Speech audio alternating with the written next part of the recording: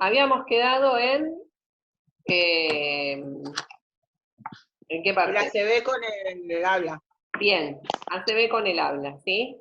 Yo les había dicho que estaba totalmente relacionado, ¿sí? Porque si el área de Brodmann estaba en su totalidad comprimida, eso permitía que no se expresara la acción, ¿sí? Podía ser motora o podía ser sensitiva.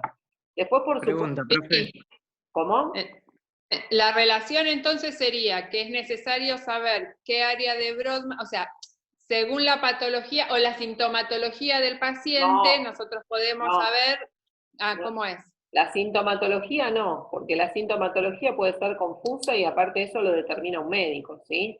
O sea, acá lo que habría que ver, más que la sintomatología, es la imagen. Entonces, en base a una imagen, igualmente nosotros lo único que haríamos es la imagen, después el neurólogo determinaría, ¿sí? Si ese paciente tiene, con respecto a la imagen, si ese paciente no puede expresarse por eso o por otra cosa. Muchas veces también pasa que hay vías nerviosas, ¿sí? Como había vías nerviosas que relacionaban la fase cefálica con la digestiva, también, por supuesto, hay vías nerviosas que tienen que ver con el tronco del encéfalo, ¿sí? Que tienen que ver con la corteza cerebral. No te olvides que de la estructura de la corteza cerebral, por ahí pasa toda la información. Eso pasaba lo mismo cuando teníamos, por ejemplo, la parte de la fase cefálica relacionada con la digestiva. O sea, vos podías, ¿cómo empezaba? Vos tenías sensación de hambre y a través que se activaba el nervio vago, que era el que le daba funcionalidad a esa estructura, lo que pasaba era que a través de la vía nerviosa se manifestaba el deseo, pero también después volvía la información a través de otra satisfacción, ¿sí? Para pasar por la corteza cerebral y para poder expresar la acción. Siempre es de la misma forma, tanto sea una acción motora como una acción sensitiva. Todo pasa por la corteza cerebral. Y el tronco del encéfalo también tiene una función importante, ¿sí? Justamente, por ejemplo, saben que en la cara anterior del bulbo raquídeo comienza la médula espinal, ¿sí? Si vos, por ejemplo, tenés comprimido uno de los nervios de la médula espinal, seguramente vas a tener un problema motor o sensitivo. Vas a perder, por ejemplo, la sensibilidad en la mano, la sensibilidad de quemarte, ¿sí? O la sensibilidad de moverte. ¿Está? Lo mismo cuando, eso pasa, por ejemplo, en una lumbociatalgia. Cuando, por ejemplo, el nervio ciático está totalmente comprimido, ¿sí? Uno sale de ahí de los plexos lumbares, y justamente lo que pasa es eso, ¿sí? Que el paciente lo que pierde justamente es la sensibilidad o la posibilidad de moverse. ¿Está bien? Porque inflama la zona. Vulgarmente dicho, lo que es el pellizco, ¿sí? Cuando se siente un pellizco de repente. Bien, otra de las cosas que están vos fíjate cómo está todo relacionado, ¿no? La parte tiroidea, la función tiroidea, la función del simpático, del parasimpático, la función digestiva, en realidad, y la función renal, está todo relacionado con el sistema nervioso.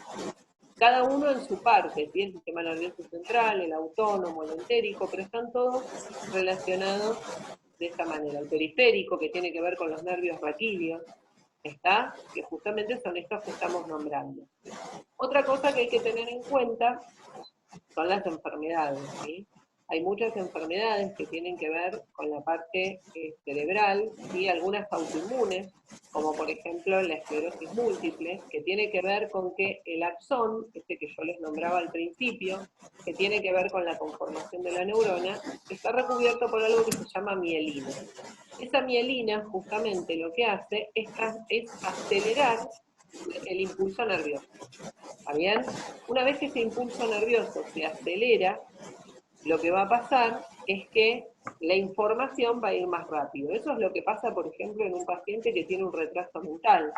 ¿Sí? La cantidad de mielina no es la adecuada, nacen así, entonces el paciente lo que tiene es un retraso mental. Porque hay un ruido. Hay un ruido. No escucho. Porque la información no pasa, ¿sí? Directamente tan bien. O sea, va con interrupciones. Y otra de las cosas que tiene es que existe algo entre estas neuronas que se llaman nódulos de Rambier. O sea, para que el impulso eléctrico se pueda transmitir, hace esto. ¿Nódulo de qué?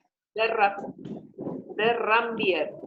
¿Sí? Rambier pasa transmite, acelera, pasa, transmite, acelera. Va haciendo como saltos entre las partes del axón. ¿Sí? Cuando muchas veces hay, por ejemplo, una esclerosis múltiple o una deficiencia mental, justamente lo que pasa es eso, ¿sí? Esa mielina se va perdiendo del axón, eso pasa en una esclerosis múltiple, se desmieliniza el axón, y eso es lo que provoca la enfermedad, con después todas las disfunciones neuromusculares. Por eso les digo que todo está en el sistema nervioso. O sea, vos pensás, el hipotálamo, que es una de las glándulas del sistema endocrino, que ya lo vamos a ver, el hipotálamo, por ejemplo, regula la temperatura. ¿Sí? También existen, por ejemplo, eso hace que el cuerpo esté en homeostasis. ¿Cómo? ¿La frecuencia cardíaca también? También, sí, en parte, pero la frecuencia cardíaca también está determinada por la tiroides, ¿sí? Porque es otra de las glándulas. Igualmente siempre el hipotálamo, que también ayuda en la parte de la secreción de melatonina junto con la glándula pineal, ¿sí? Que es otra estructura cerebral. Después tenés la amígdala cerebral, que tiene que ver con las emociones, ¿sí?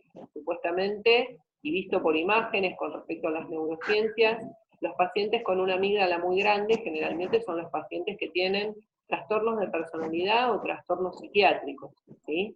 Justamente está en la profundidad del lóbulo temporal, la amígdala cerebral. Se puede ver con una resonancia.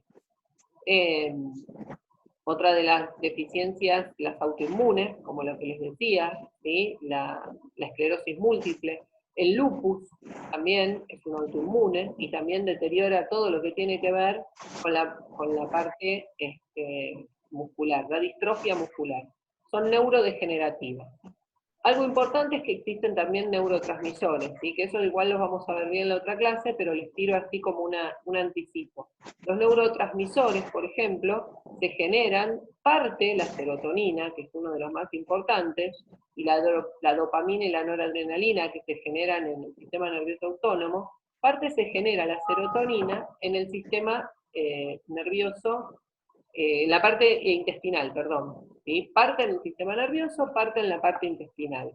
Justamente la serotonina es uno de los neurotransmisores que tienen que ver con el humor. ¿Está? O sea, eso es importante. Tener los niveles altos de serotonina significa estar en equilibrio, entre comillas. ¿Sí?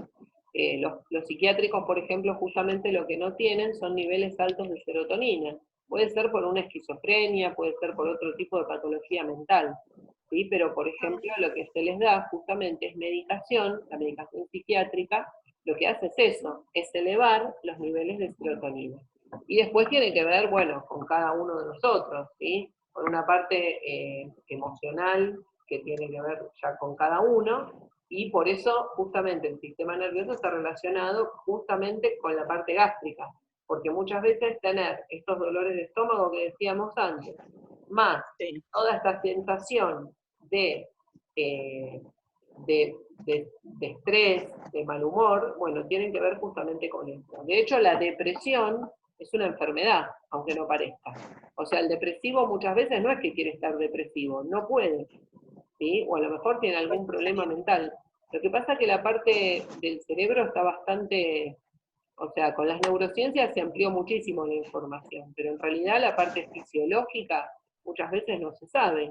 Muchas veces también ha pasado que hay pacientes que en una imagen se ve que tienen un hematoma, ¿sí? Se ve una hiperdensidad, como si hubiera un hematoma, y resulta que después ese hematoma se reabsorbe, ¿sí?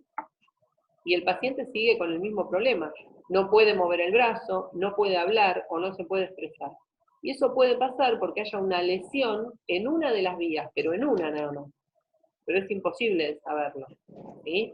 Nunca se va a poder ver cuál es la lesión que hay en una sola de esas vías. Hay varias vías nerviosas, pero una fibra de una de las vías se lesionó. ¿Sí? Te lo pongo más simple, es como tener, por ejemplo, el vulgarmente llamado desgarro, ¿sí? Una fibra muscular que se esté desgarrando o tener un hematoma en el músculo, por ejemplo. ¿Sí? Hasta que ese hematoma no se reabsorba y la fibra no cicatrice, el paciente va a seguir con dolor.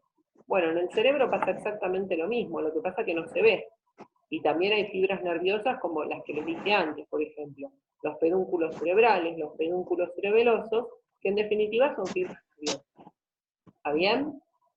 ¿Se entiende? Bueno, creo que está